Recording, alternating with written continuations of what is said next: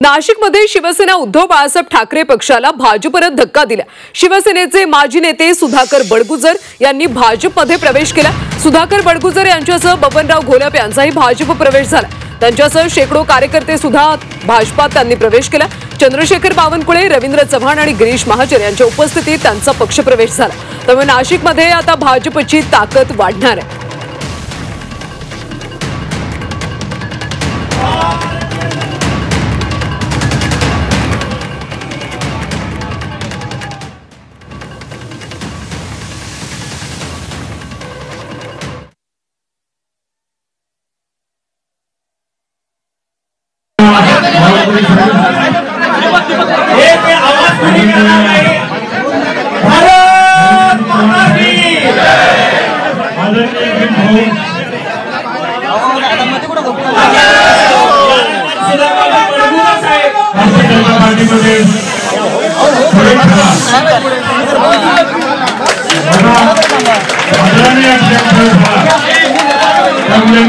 Bharatiya Janata party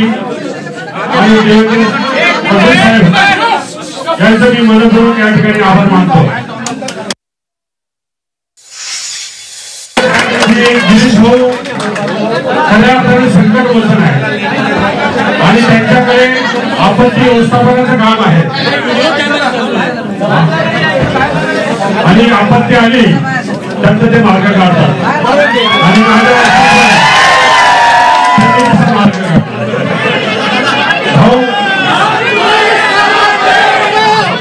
आपल्यापर्यंत पक्षापर्यंत काय माहिती दिली मला माहित नाही, पण मी खरंच निष्पाप आहे। तर बडगुजर यांनी आज भाजपमध्ये प्रवेश केलाय। सोबतच बबनराव घोलप यांचा सुद्धा पक्षप्रवेश झाला आणि त्यामुळे आता नाशिकमध्ये भाजपची ताकद वाढल्याचं पाहायला मिळतं। आगामी महानगरपालिकेच्या निवडणुकीमध्ये आता भाजपला कशा पद्धतीने फायदा होतो हे पाहणं महत्त्वाचं। माजी मंत्री बबनराव घोलप आणि सुधाकर बडगुजर यांचा भाजपमध्ये पक्षप्रवेश झाला। काही वेळापूर्वीच हा कार्यक्रम झाला।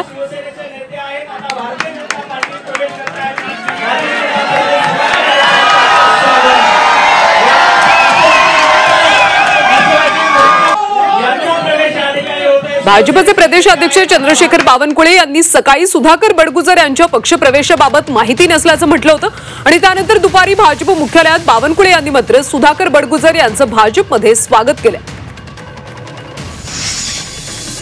सुधाकर बडगुजर यांच्या पक्षप्रवेशाबद्दल कुठलीही माहिती माझ्याकडे नाही आहे आणि त्यामुळं जोपर्यंत तिथे स्थानिक आमचे सर्व टीम आम्ही जेव्हा पक्षप्रवेश करतो तेव्हा स्थानिक जे टीम असतं किंवा स्थानिक पदाधिकारी असतं किंवा स्थानिक आमदार खासदार असतं त्यांचं सर्वांचं कन्सेन्सस झाल्याशिवाय एकमत झाल्याशिवाय पक्षप्रवेश साधारणतः आमच्याकडे होत नाही।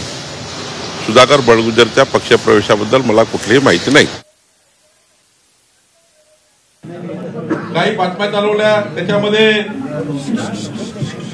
खरंच मला त्या ठिकाणी जेव्हा मी सकाळी पहाटे निघालो घरून आणि विमानात बसलो, विमानात लेट झालो, मला त्या ठिकाणी सकाळी मला वाटलं उद्या परवा आपल्याला पक्षप्रवेश करायचा आहे असा निर्णय त्या ठिकाणी होईल, पण माननीय गिरीश भाऊंनी आज त्या ठिकाणी पक्षप्रवेश ठरवला। खरं तर मी आणि रवी चव्हाणजी नंतर आम्हाला त्या ठिकाणी हा पक्षप्रवेश ठरल्यानंतर शेवटी पक्षप्रवेश हा उद्या किंवा परवा असा विषय होता, पण आजच त्या ठिकाणी मंगळवारी चांगला दिवस असल्यामुळं गिरीश भाऊंनी आज ठरवलं, त्यामुळं आम्हाला जे त्या ठिकाणी या पक्षप्रवेशाला येण्याकरता थोडा उशीर झाला, कारण ऑलरेडी कॅबिनेट चालली, मंत्रिमंडळाची बैठक चालली। आमची सर्वांची इच्छा होती की उद्या आणि परवा चांगला एक मोठा स्टेज टाकून बाहेर मोठा स्टेज बनवून त्या ठिकाणी पक्षप्रवेश करावा अशी माझी इच्छा होती। सुधाकर बडगुजर यांनी भाजपमध्ये प्रवेश केला। यामुळे नाशिक महापालिकेच्या निवडणुकीपूर्वी भाजपची ताकद वाढल्याचं दिसतंय। सुधाकर बडगुजर यांची काही दिवसांपूर्वीच ठाकरे गटातून हकालपट्टी झाली होती आणि त्यानंतर काही वेळापूर्वी सुधाकर बडगुजर, बबनराव घोलप यांनी हजारो कार्यकर्त्यांचा भाजपमध्ये प्रवेश केला। त्यांनी भाजपचा झेंडा हाती घेतल्यामुळे आता नाशिकमध्ये भाजपची ताकद वाढली।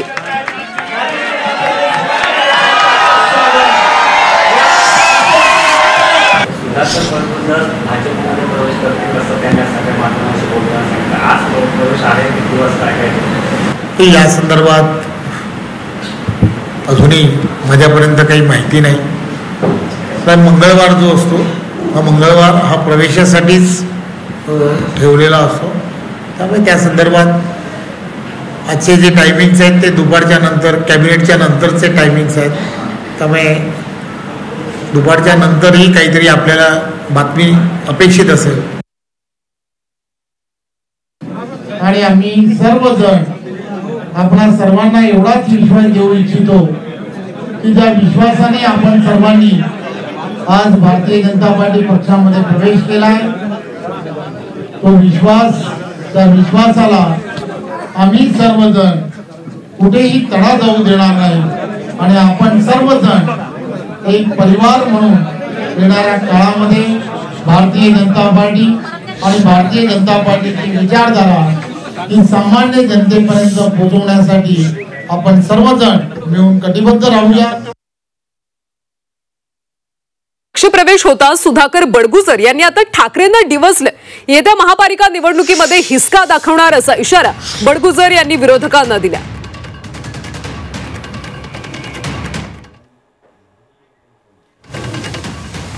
त्या काळात कोविड सेंटर उभं केलं आणि पक्षासाठी जे काम केलं, परंतु अचानक व्यक्तीने हाला घातला आणि माझ्यावरती कारवाई केली. ज्या पक्षाने माझा अनादर केला त्या पक्षाला मी सांगू इच्छितो की महापालिकेच्या निवडणुकीमध्ये दूध का दूध, पाणी का पाणी होईल.